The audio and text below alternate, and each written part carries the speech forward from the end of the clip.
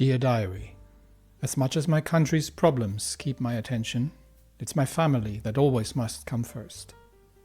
Frank is a bright young boy, but he's had a much more sheltered life than Monica and myself during the troubled times. And this is where all things that keep me up converge. My position as president, my nightmares of the Civil War, and my family today. Any parent wants to protect their children from the world, but the longer we do that, the less they are prepared when things don't go to plan. Are we headed into another civil war? He asked me. I don't know. I'll do what I can to prevent it, but in the end, one can never tell what the future brings, and from what I see in the streets and read in the reports, I can certainly tell the signs. There are those out there who want just that, and they are numerous. Diana is still too young, but Frank will have to face this possibility, and if the time comes, I'll need him with me, not hiding in his bedroom. So I hope that our first talk, man to man, has started showing him the way. Here I was looking for a nice barbecue with the family, but it's good to have that conversation with Frank, because I feel like he's been hiding in his bedroom quite a bit, and that can't really continue because he will have to face a reality that he might not enjoy. So hopefully I've broken that to him as gently as I could without scaring him too much, but it's also a difficult age to be in. We have a lot of things to review. Graph still goes down, so nothing new here, but we've got 10 news articles and various reports all over the country by the looks of it. And given that exclamation point here in Narbel, things are coming to a head between the strikers and probably the Gazom leadership and potentially also the political class in that area. But let's go through the news first, see what's going on. We, as usual, have little wealth, little government budget, and even less personal wealth. But personal wealth is also not why I'm here. I'm president of the country. I'm not here to get rich through connections or privileges from that particular position of office. Well, let's begin then. The Economists. Green, a threat to growth. The new proposed Green Act, aimed at nurturing a sustainable industrial approach to groony, raises concerns of stifling economic growth. Yes, we must pollute. Otherwise, how can we make profit? Section 1, stringent regulations on industrial pollution and waste disposal could potentially burden businesses with heavy compliance costs. Oh, the humanity. What are we going to do if businesses cannot just dump their toxic waste onto the working class? Though fines will fund environmental recovery projects, the financial strain could outweigh the benefits. For you, yes. Oh, the humanity, our profits. While the proposed tax breaks for reducing environmental impact, as outlined in Section 2, appear attractive, they might not compensate for the costs of stricter regulation. So you're already getting compensated for polluting as much as you can. To be fair, if we're introducing new regulation that puts stricter pollution sections onto things, either we have to give businesses a significant headway, or we have to give them some incentive or some compensation for having to rapidly invest into that. But you're already getting a tax break, and you're still unhappy. Our analysis suggests a balanced approach marrying economic growth with environmental considerations. A balanced approach meaning the government pays for the disposal of the waste that you're creating and the ecological impact, while you continue to line the pockets of your owners and the profits of your stakeholders as if nothing happened. Oh, economists, don't ever change. Gazom in turmoil, too much more away from the propaganda and too much more interesting things. The recent financial distress facing Gazom, one of the pillars of Sordland's economy, highlights a glaring issue at its helm. Our investigation reveals a disconcerting narrative of mismanagement spearheaded by Alfonso and the current CEO. I knew Alfonso was still in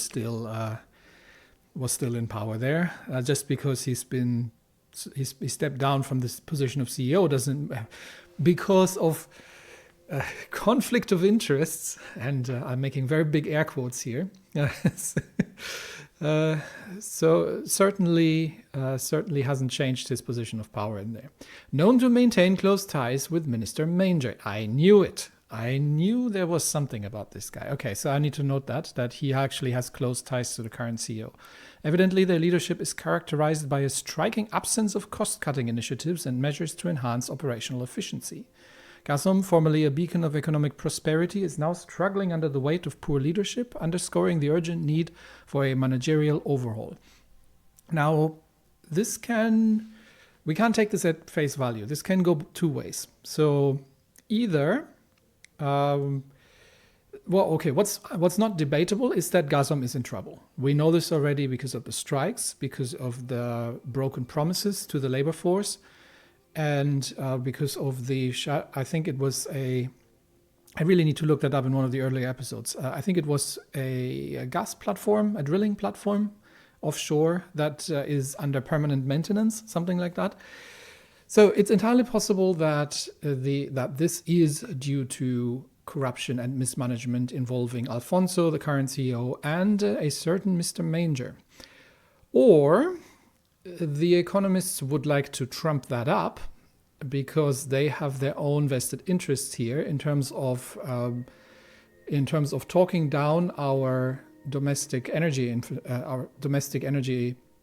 producing industry in order to make it easier to do foreign acquisition, because they're clearly on the capitalist globalist side of things, and having it's not a state energy company, but having an energy company, I think it's partially owned by the state, with a restrictive law on foreign investment, in order, so if they can talk that down sufficiently that it gets into real trouble, and then a benevolent investor from Arcasia swoops in and purchases the whole thing on 20 cents to the dollar, and kicks out Alfonso, current CEO, and Manger, who may as well be corrupt, then that might also be the background of that particular reporting. So we're going to be careful with the economists, because they're obviously having an agenda here.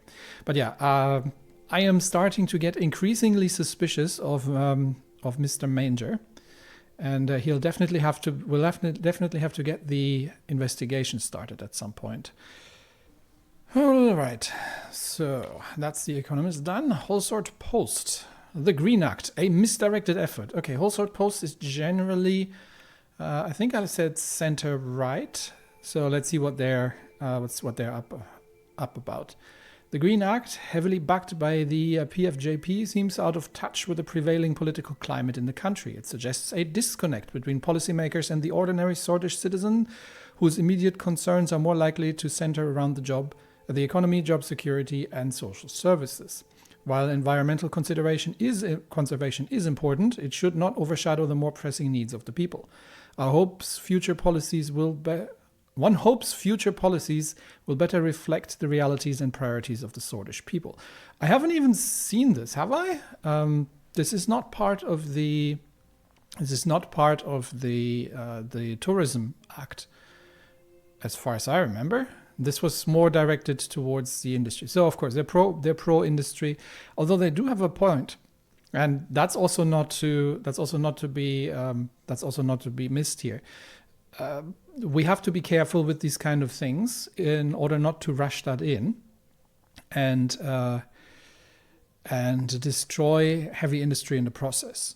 As important as it is, it's great if we preserve the environment, but if the people living there can't make a living, then that doesn't help anyone either. So we do have to find a middle ground here and a workable road. So in that, I'm somewhat on board with them here. The working class is the most important focus at this point. Attacker opened fire on protesters, 17 dead. A man opened fire in Vesort City. That was up here in the north. Okay, let's get back to that. In Wesort city center during a protest march organized by the Communist Party of Swordland against the murder of Circus. The attacker used a military-grade machine gun dated 1929, which is suspected to be part of the inventory of the Swordish armed forces. The attacker killed himself right after shooting at 25 people, killing 16. He took out the weapon from the newsstand at the square, brandished it and yelled, "Come, I will give you freedom," one witness said. The highly charged word freedom was previously associated with Bludish separatists, but has been used widely during the previous months of protest against the murder of Bernhard Circus. Minister of the Interior Lilias Graf said that she had spoken to the chief of Wesort police and asked him to take strict action. The government will not tolerate any such incident and the perpetrators will not be spared, she said. I need to talk to Lilias. He did not survive the incident. So, there's nothing to be spared here. Of course, the question is what was behind that. What they're trying to insinuate here to a degree is that he's linked to the Bludish separatists. But why would they be attacking a Communist Party march to protest the murder of Circus? That makes no sense whatsoever. So what's much more likely is that he has a link to the armed forces, which are traditionally more on the right wing of things. He could be a former soldier, he could be a lone actor, but he could also be a part of an organization of an organized attack coming out of the nationalists and of the Young Swords or similar. So yes, in that regard, she is correct that we have to figure out what's behind it and make sure that people are, if found, sufficiently punished. This kind of goes a little bit aside from the continuing unrest needs to stop. But of course, if we have people, if there is, that's what I said in the intro, there is significant support of people who want unrest. Let's go over to the Lahaven Times, which tends to be a little bit more neutral. Rayne Oil and Gas, a leading player in the global energy sector, has reportedly expressed an interest in investing in Gazprom. There we go. The Rayne corporate giant's move could have significant implications for Swordland's domestic energy sector. While this potential investment may raise concerns about foreign influence, it also offers a welcome capital injection for Gazprom. It will be interesting to observe how this development unfolds and impacts the dynamics of Swordland's energy industry. Okay, so here come the players. And it's Rayne. So Rayne Oil and Gas, I think, was headquartered actually in Rumburg, if I remember that correctly. So this could be, I was initially thinking this would be more, this destabilization efforts would be more part of an Arcasian plot, but it could also be out of the monarchist bloc easily. And Rumburg's destabilizing the country anyway, so they have an interest in effectively lowering down.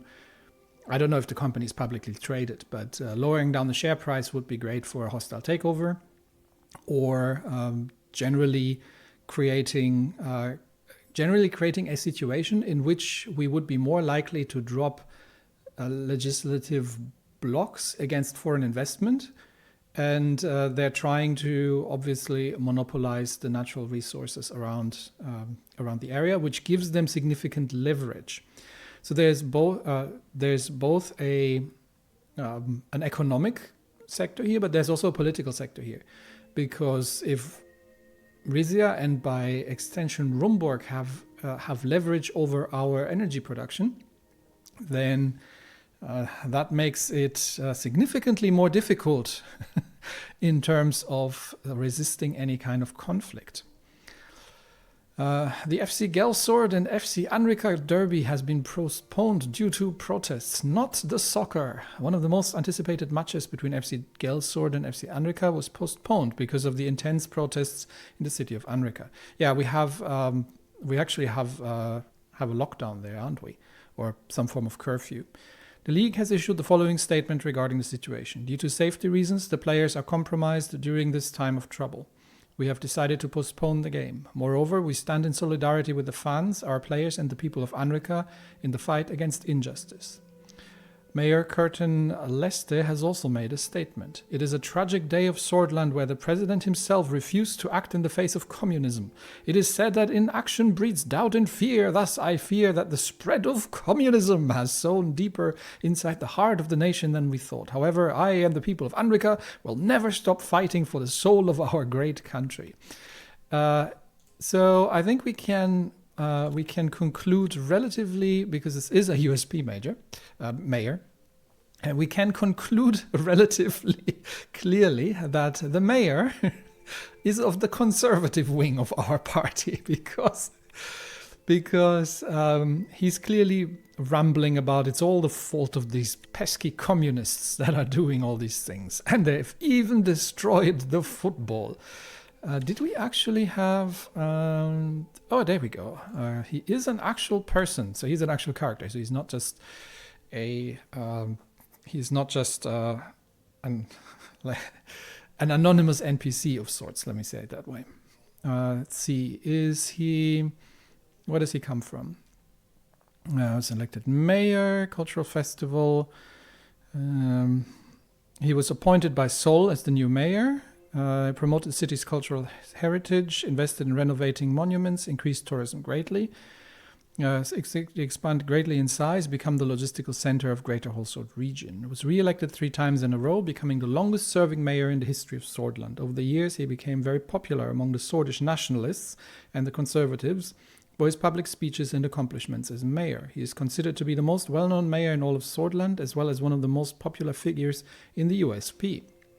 Unfortunately, he is also a staunch right-winger and anti-communist, by the sound of it. So he'd be more than happy to escalate the situation, and that's another person I do need to keep an eye on.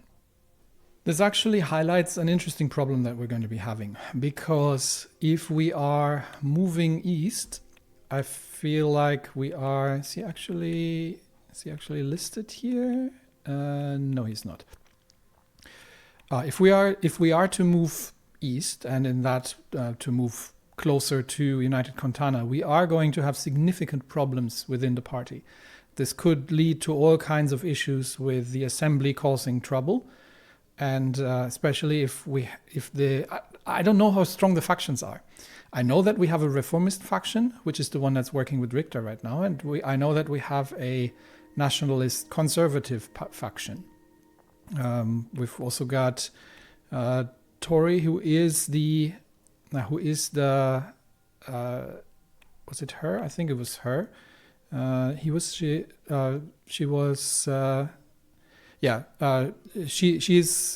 She's one of the conservative leaders. And is definitely going to be interesting to work with. Let me put it that way. So we'll have to be somewhat careful that we are navigating our way towards getting the party to align with our direction, and that is going to piss off a lot of people. So I think in the short term, getting to straight up socialism isn't going to be easy to achieve. We'll have to potentially reform the party to a degree. And obviously it'll all come down about our handling of the economy in the end, because it's always the economy. So if we can get the economy underway and can get the security situation under control, that would be great.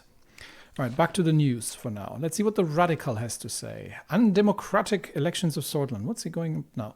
Oh, it's the electoral threshold. Swordland has an electoral threshold of 10%, which means that the communists aren't in, which concerns us greatly. This means any political parties that are under 10% of the vote can't even enter the assembly. This is the very reason why the USP holds 52% of the seats in the assembly today.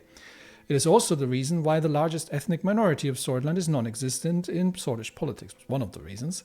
The last elections have shown that the pro-Bludish WPB, Workers' Party of Bludia, yeah. So the political wing of the independence movement. Had an enormous voter base of just above 9%, but it still failed to meet the 10% threshold and couldn't enter politics. Similar, the CPS has won, that's the Communist Party, has won around 8% of the general vote, but was eliminated. This means that millions of voters are not represented in our current government.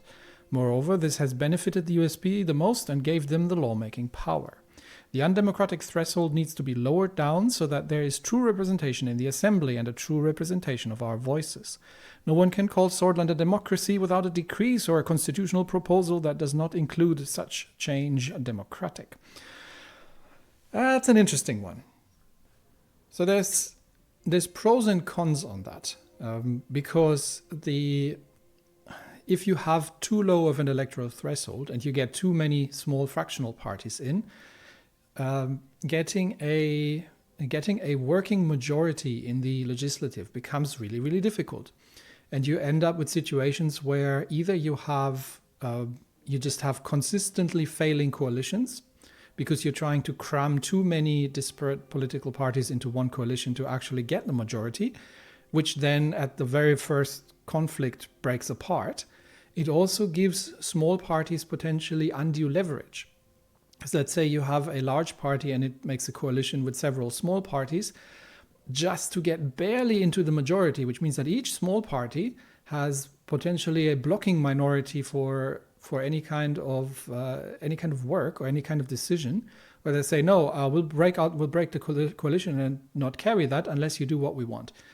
On the flip side, of course, they are having a point as well, because you end up with a fair part of the population which has effectively no political representation because their votes hasn't gone above 10%. So this is also interesting because I am thinking of I'm just thinking ahead theoretically. If we are going to make a more millennialist, communist leaning government, at least we can't make it official easily, but at least in practice, this might put a significant strain on the factions within the USP, which means we may actually be benefiting significantly from getting the Blutish Workers' Party and the Communist Party into the assembly, because they will be together maybe with a more left-leaning wing of the USP will actually be more aligned with where I want to go. And that might be an opportunity to forge a coalition, even if the USP were to break up, or just hold the specter over them and saying, look, you either follow my direction here, and the USP will become a more worker-centric party, or we are going to break the party and we'll take everyone with us who agrees, and then we're going into a coalition with the Blues and the communists and maybe the independents, and get our majority that way. And you can sit it out with the nationalists in your opposition. So that is quite interesting. I think that might actually be beneficial for us to lower it somewhat. We don't want to make it too low, that we have too many splinter parties. But I think having these two in the assembly would actually be beneficial for what I'm trying to do. All right, up next.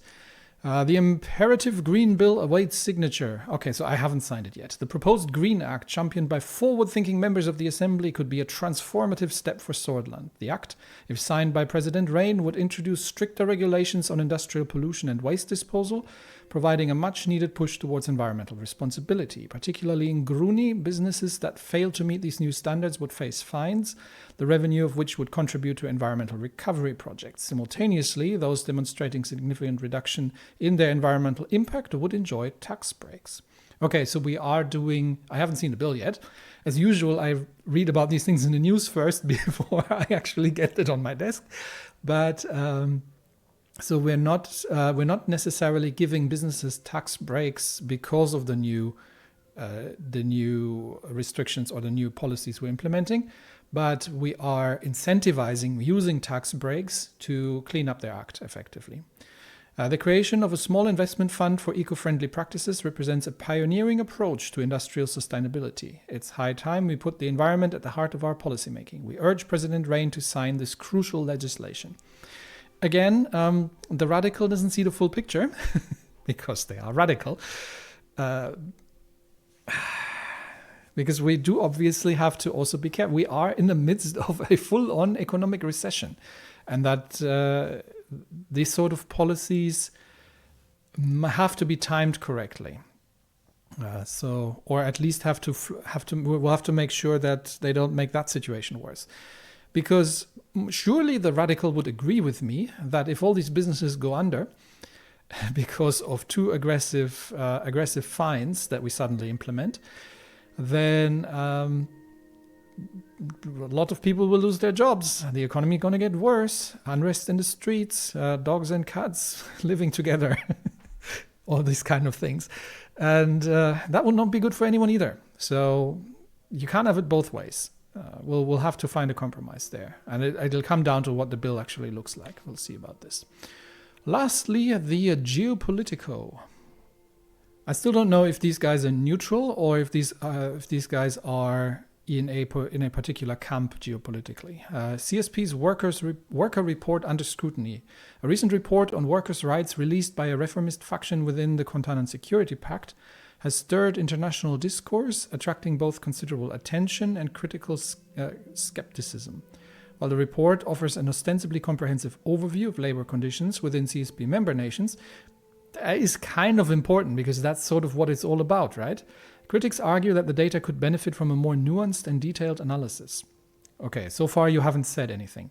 The CSP's assertive claim of surpassing global standards in terms of minimum wages and unionization rates is a contention that invites closer scrutiny. Okay, that's where you're getting at.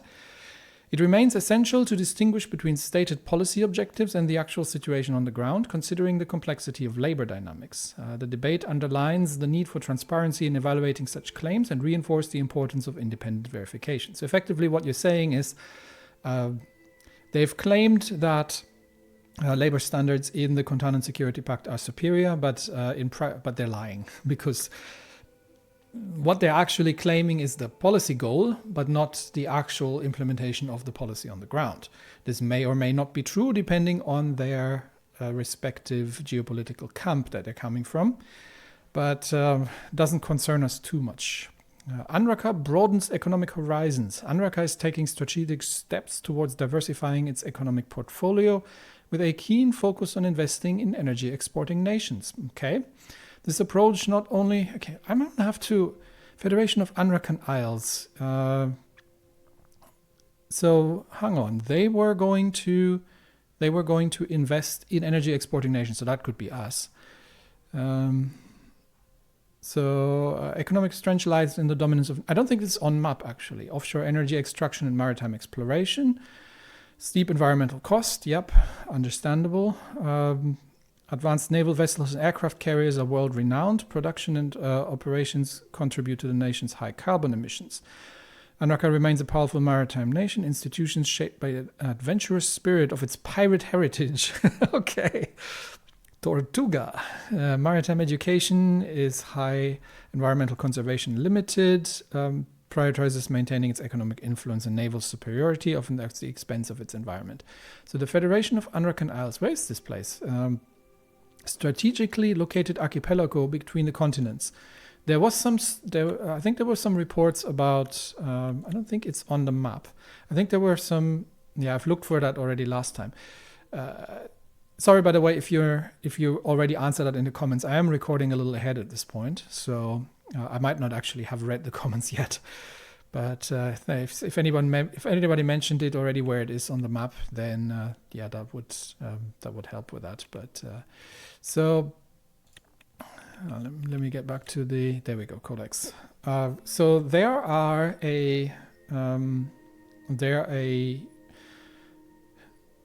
legendary former pirate nations that is focused very much on navy, same as Valksland. There's lots of naval powers here, and they are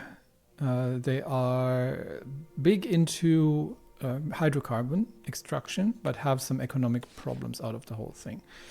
So here we go. Taking strategic steps towards diversifying its economic portfolio. Yeah, you got to get away from natural resource extraction at some point.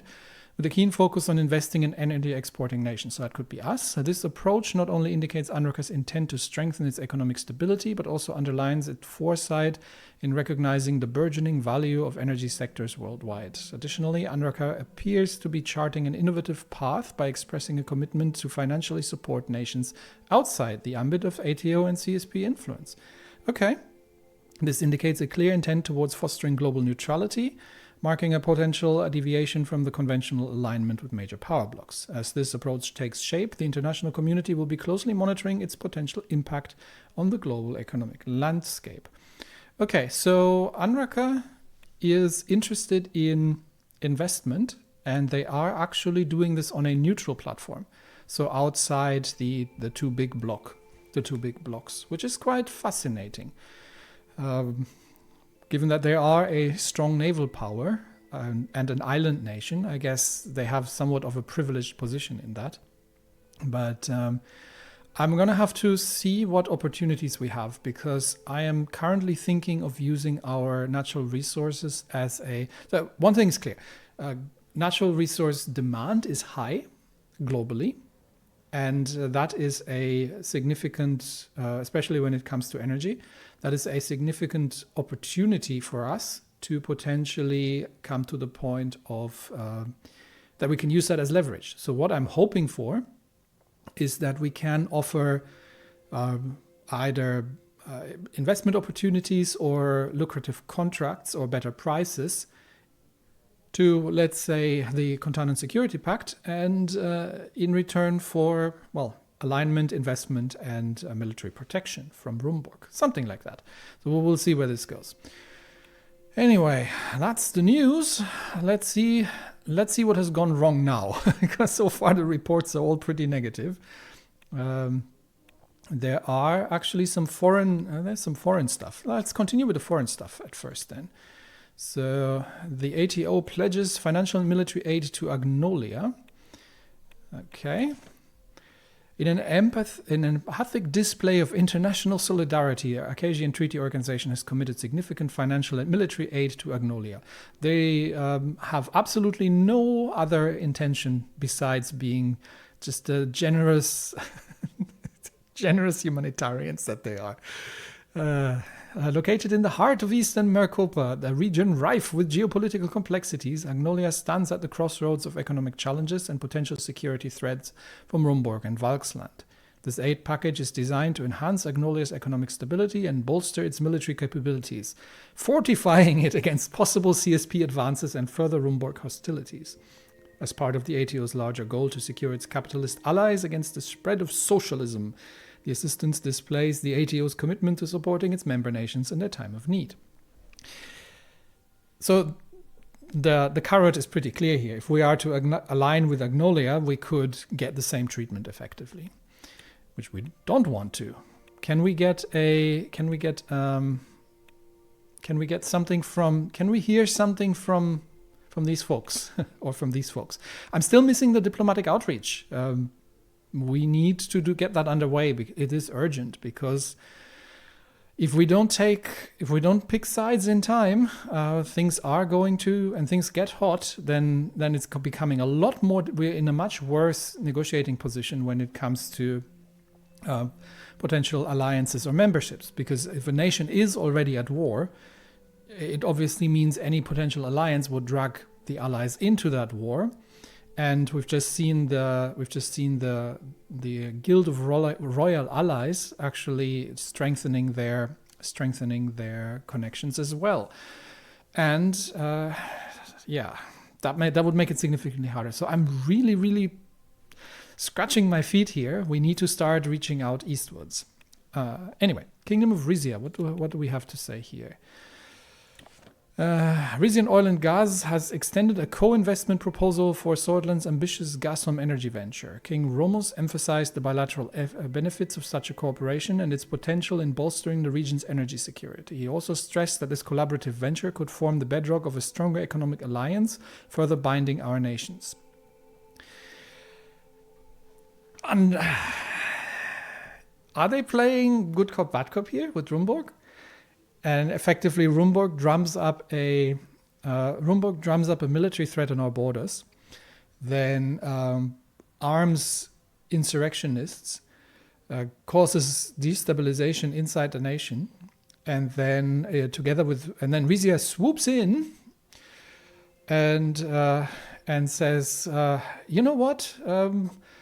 If you let us take over your natural resources and exploit them for our own profit, then maybe we can do something about these Rumborgians over there.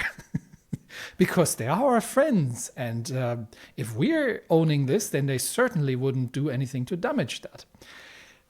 I have a nagging suspicion. So there are actually multiple interests here. So there is a potential for an investment from Risia. There's a potential for a more neutral investment from Anraka. And I haven't heard anything direct from the ATO just yet, but I'm starting to see that there's my preferred option would be to not get any of that, but actually sort that out ourselves and become a net exporter. use the energy to rebuild our own industry and become a net exporter of resources. So we'll see if this is becoming a possibility that we can actually end up nationalizing the hydrocarbon industry. And I've said that since turn one, day one. Most importantly, we need to do something about all the corruption over here. But we'll see. I'll be patient. Prisoners riot in Antel Rock Prison. That answers a question from a few episodes ago where I was asking if that thing was actually still running. Yesterday, around 11 a.m., a prison riot started in Ward C of the Antel Rock Prison, which was eventually suppressed. Ward C is generally used for keeping political prisoners, and the riot started when a warden was killed by a Bludish political prisoner. 4 guards and 21 prisoners died, 134 were injured. Good grief. I think we might need to do a little... First question, why are we having political prisoners? And can we do something about that? Once again, these things are important. That could have helped a lot of things if we didn't keep political prisoners. Political prisoner, I'm assuming in this context, simply means somebody who we disagree with and his political position, and that's why we've thrown him in jail. Good grief. Another thing to take note of: we need to end the political imprisonment in the country. All right, further good news. Morna industrial output concerns. Of course, nothing ever works. The mayor of Morna has reported that the industrial output numbers this year are 12% lower than last year. They're requesting additional support. Have I read this already? I feel like I've read this already. They're requesting additional support to improve their industrial capacity, including machinery and personnel, to combat the downwards trend. Wait, that makes no sense. So their industrial output has been 12% lower than last year, which means demand destruction, right? Because you're not just producing stuff that you and then store it in warehouses, but to a degree, if you don't have the demand for it, the industries will scale down their productions, which goes in line with the overall recession that we're in. So now they're requesting support to improve the capacity. We're not having a capacity problem. It's not that we're running at capacity and we have more orders coming in than we can fulfill, including machinery and personnel to combat the downward trend. With the construction of several new factories, the mayor stated his belief that an economic upturn is still possible if government investments succeed. Okay, so we're building new factories into a recession, and we still have managed to lower the industrial output by 12% year on year. 12%, right? That's massive.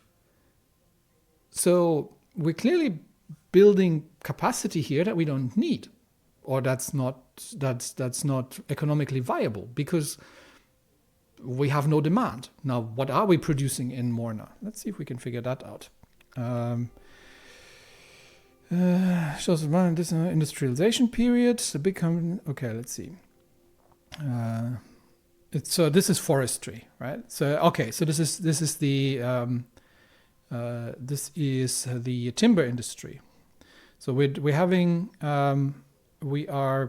harvesting timber, and we are exporting to Valksland and Lesbia.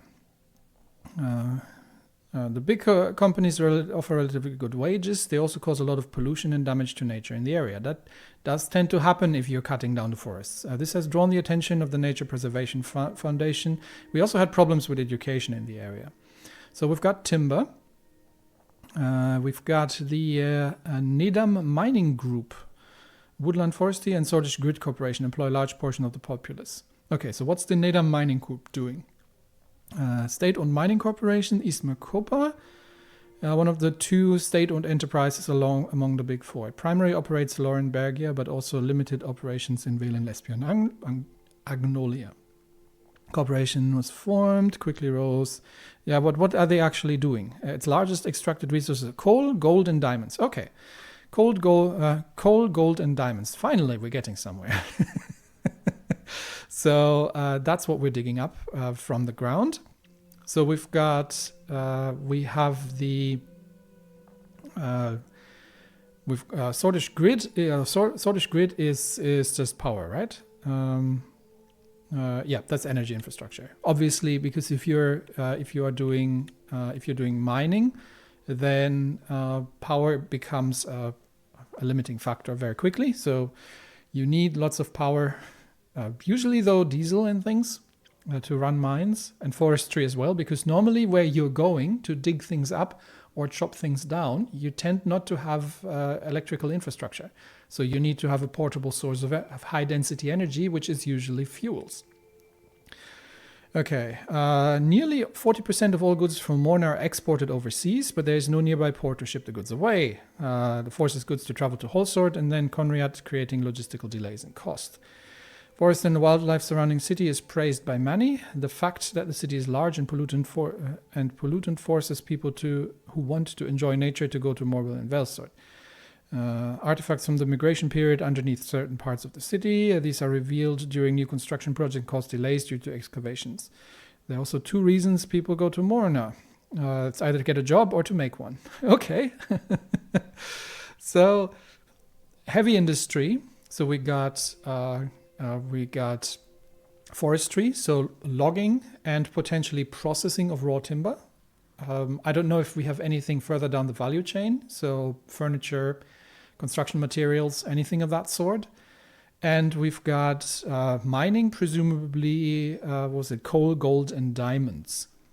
Now, let's get back to, I'll just take a quick note of that, because this is good for me to know, but then let's get back to this weird proposal. According to current projections, Morna is set to lose an additional 2% of industrial output next year. However, recent data from the municipality suggests that an investment worth several billions I don't know what the actual nominal value of our currency is actually, will stop the downward trend and increase the industrial output in a short amount of time. See, this is what I don't, this makes no sense. So this is a heavy industry export hub of natural resources. Now they're missing a port, so they've got to go the long route, and it's difficult to get things to actually be shipped out. So that would be a project. And they have dropped numbers by 12% year on year, which is massive. And they're projecting another drop of 2% year on year. Why have they dropped it? Now it's either because stuff is broken, but we have already constructed several new factories. So is it a decay of the infrastructure, like of the production infrastructure? So have like factories are breaking down, railway lines or like trucks aren't available, stuff like that. Is that the problem? Because this is the only way this could make sense. Because otherwise, why would they? Because if this was demand destruction and they simply just don't have enough orders to fill, why would building up additional capacity improve that situation? That'd make it worse, because you're not going to be shipping anything out of there if nobody wants it. So they want a large investment to increase industrial output. which leads me almost to believe that this is some form of attrition, where businesses have simply corrupted the profits, skimmed the profits off, but not reinvested in maintenance and modernization. And now stuff keeps falling apart left, right, and center because it's, old, decayed, poorly maintained. And that has, despite stable demand, foreign demand, and potentially dropped domestic demand, but probably stable foreign demand or increasing foreign demand even, we have dropped our output because, stuff is just broken. So instead of fixing, we have constructed new factories that weren't there before. And now we need the government to come in and pay for the repairs on the production infrastructure due to years of neglect and corruption of the profits into lining the pockets of a few greedy capitalists. While this is unsurprising, not necessarily seeing that is potentially a good use of government funding, because I would very much like to run an anti-corruption commission that finds out what has happened here and where all these funds went. So, or if we're doing a government investment, then we should probably invest in constructing a port here in the area. So let's have a look at the city information. The city's industrial production is significantly below its potential, which is hurting the local economy. It may be necessary to take action to boost industrial output, prevent further decline. Decreasing job openings.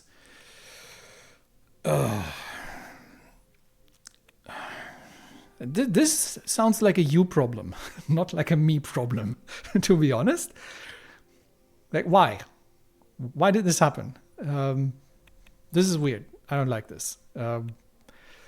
I'm fully assuming that somebody will come around and saying, hey, would you like to invest one of your government budget units in repairing all these decrepit factories that we've let fall into disrepair over the last decades while we were too greedy and skimmed all the profits away, such that we can then repeat the cycle and over the next 10 years do the same thing over again. Basically a government bailout. I'm not in favor of that whatsoever. At the same time, it's the people that suffer, obviously. But we'll have to see.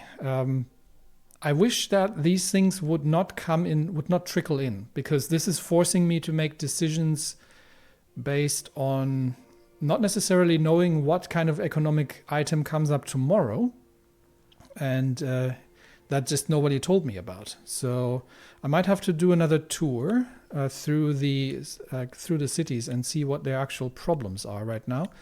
Before I'm making the next, this is all just protests here. It's really just the low industrial output. Yeah, that does not sound like a government problem. It sounds like a mismanagement problem, to be fair.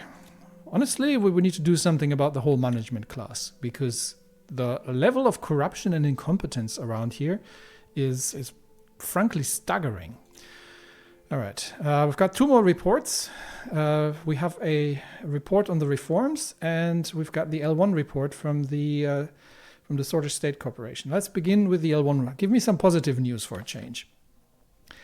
SSE's project manager for the L1 railway has reported that the project has been progressing well, and they have already started laying down the foundations of the ground retaining walls, bridges and trucks. Project supervisors from the government confirmed the report, saying that most of the preliminary work has already been done by the SSE. However, there it comes. The government officials added that there were a couple of delays related to the transportation of construction materials, which were not included in the report. I could be facetious and say it is not unexpected that the project to improve a poor transportation infrastructure suffers from problems of transporting materials into the region that are needed to improve said transportation infrastructure. So yeah, that doesn't concern me too much. That is just, yeah. Not unexpected, let me put it that way. Okay, let's get. I think Narbel is going to force me to either do something about I don't know what they want from me, but either they're going to force me to do something about the strikes, or this is the whole nationalization problem that we're talking about. And I am fearful at this point that once again I will not be given options that I actually want to do. Let's read the report of on the reforms.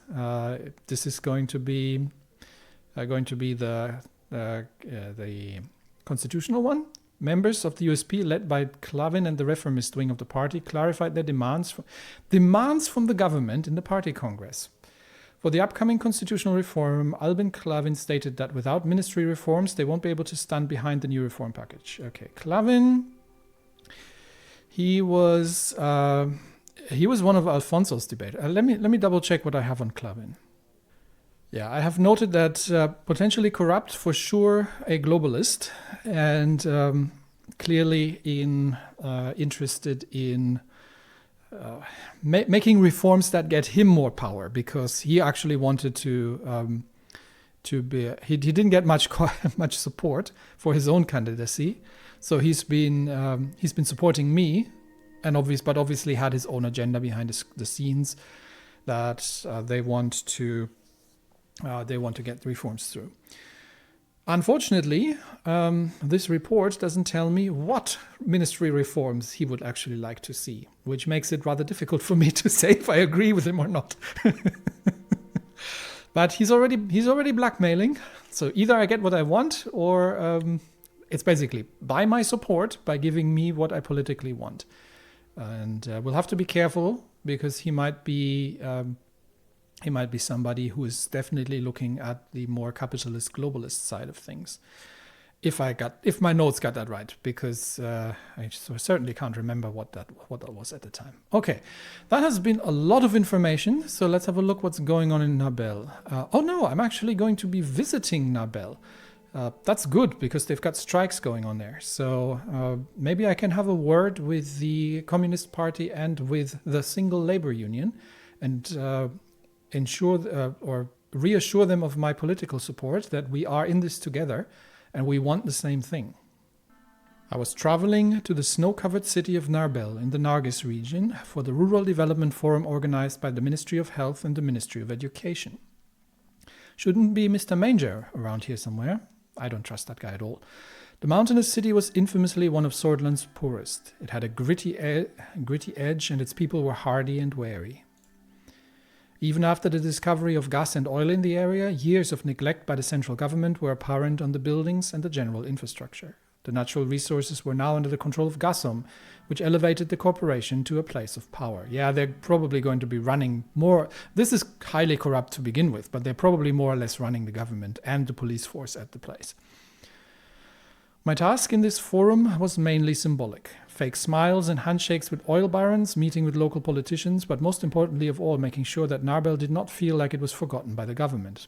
So the local oligarchs would like me to show my face, reassure everybody that, oh no, great future awaits us, but please stop protesting against your superiors. Yeah, nah, that's not what we're going to do here. The scenery so far, however, was a reflection of Narbel's neglect. The main roads to the city were not maintained well. There were many bumps and empty discolored spots in the asphalt. Navigating and swerving to avoid the inconveniences, our motorcade finally started nearing the city. As if my discomfort from the bumpy ride was apparent to him, Serge rolled down the partition window. We will be arriving at Hotel West in a few minutes, sir. Thank you for letting me know. It's not his fault. And I certainly don't want to get out of here. This is where I want to be. This is the place where I need to be in order to see first of all, to see for myself what's going on, and to discuss with the local worker leaders on how we can fix this. Thank you for letting me know. Anytime. After a moment, Serge started to smile under his mustache. How is life, Serge?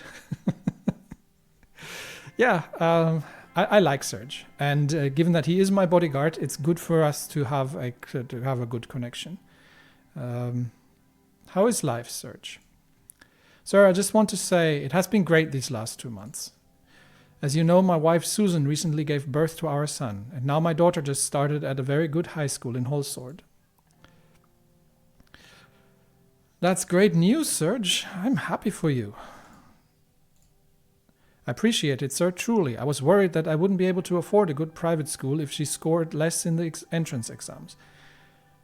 He was worried that he wouldn't be able to afford... Oh, did she get a... How do you call that thing? A scholarship? So he's got a new kid coming. Or he has a second child. And the daughter just went to a good high school in Holsord. If she scored less in the entrance exams. But I shouldn't have made my insecurity get to me. Erica outsmarts me all the time. I'm very proud to have a daughter like her. Oh, I can...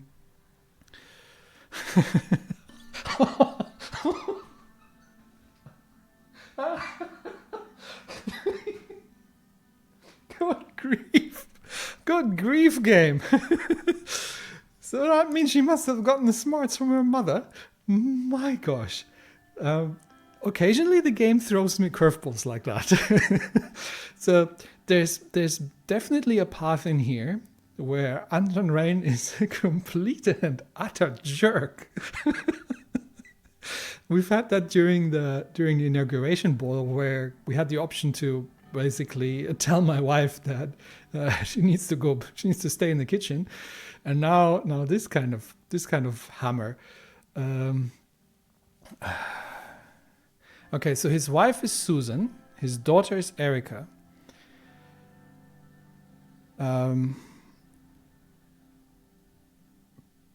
How can I have an answer that doesn't insult him? Also hope that Diana will grow to be like her mother someday. I think that's the least insulting. I do not value insecurities in my employees. She must have gotten the smarts from her mother. Good grief, game. I like Serge, all right? This is still a little bit... this is still insinuating that the daughter didn't get...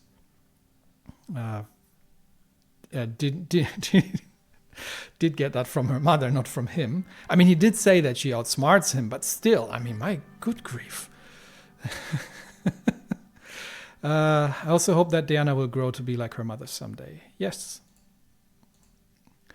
I'm sure she will, sir. After all, she is the daughter of a lion and a lioness. Oh, that's very nice of you to say. My daughter looks up to the First Lady for inspiration, and it's not just limited to my daughter, sir. That is actually really good to hear, because Monica is big on women's rights. And we've read articles that one of the big problems was discrimination at the workplace and payment gaps and similar things. So if she is such an inspiration for girls and women in the country, then that's great, and we actually need to capitalize on that. There was something from like a pro-women organization that I've read in a report in the news recently. I can't exactly remember what it was. But this is one of the problems we need to fix effectively. She's an inspiration for almost all women in the country. But at the same time, it must be hard for the First Lady as well. It is definitely. All this attention, adjusting to this new high-profile life, and a husband that has great responsibility.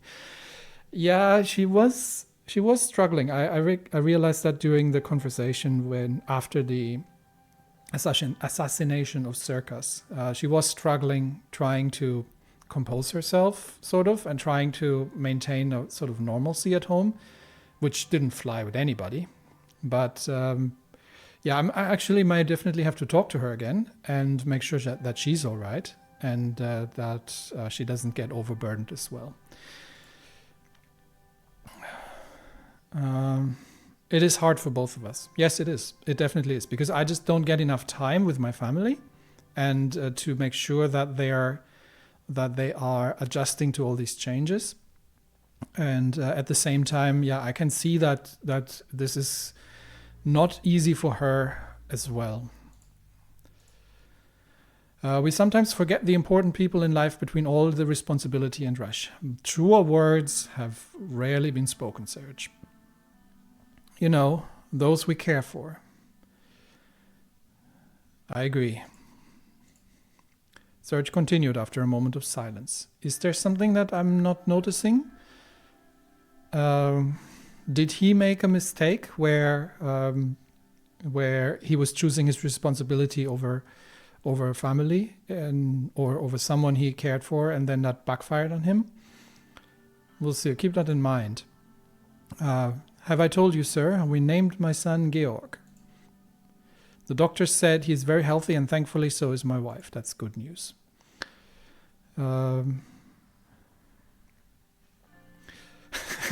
Shut up, I have documents to read. Oh. Why are you reproducing if you cannot afford it? Good grief, please. Tell me more about Susan. What kind of a person is she? Yeah, let's get to know her a bit better. Susan is the wife. She has a good heart. Her family comes from Sarna, so they're a little more traditional. She's beautiful, of course, but what I really admire is her selflessness. I can understand that. Yeah, Monica is persevering. It can be inspiring at times to have a partner like that. Yes, absolutely. It's only fitting. He is... Oh, what's wrong, Serge? Come on, out with it. I've already started thinking about the university education, especially Erica. I want to send her to a good private school, but with the current state of the economy, it's going to be hard for us. You and everyone else, Serge. It's...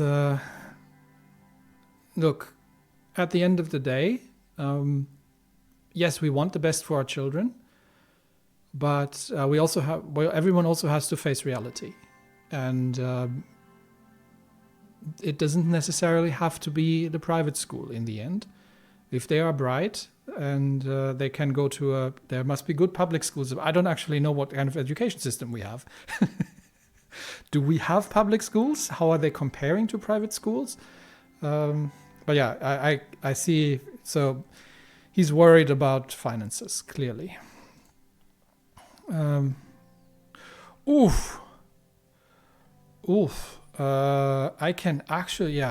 could actually spend what little wealth I have for the education of his children. Okay, that's a difficult call. Whew. I literally don't have any. So, as much as I would like to, but Anton has never been one to like.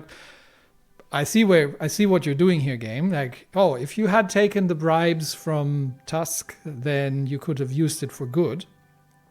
But yeah, I'm not selling my soul for these sort of things. We will fix the economy, one way or another.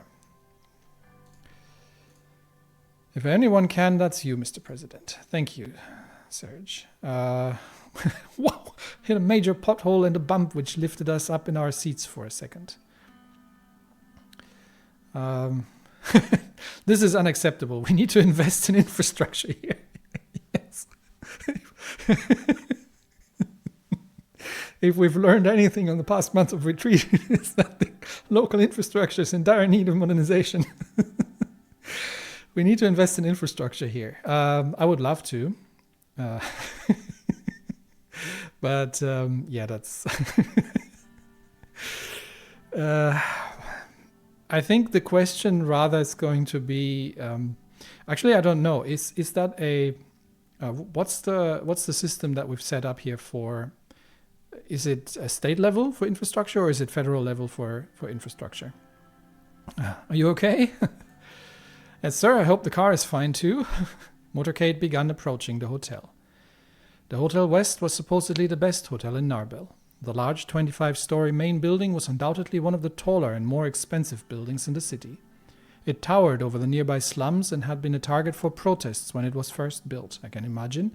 But somewhere the local oligarchs have to house their visitors and keep them away from the peasantry, such that they don't get offended by the sight of poor people. A crowd was gathered in front of the hotel with a welcoming committee at its entrance. As we approached the red-carpeted entrance, I could see the mayor of Narbel and his top aides.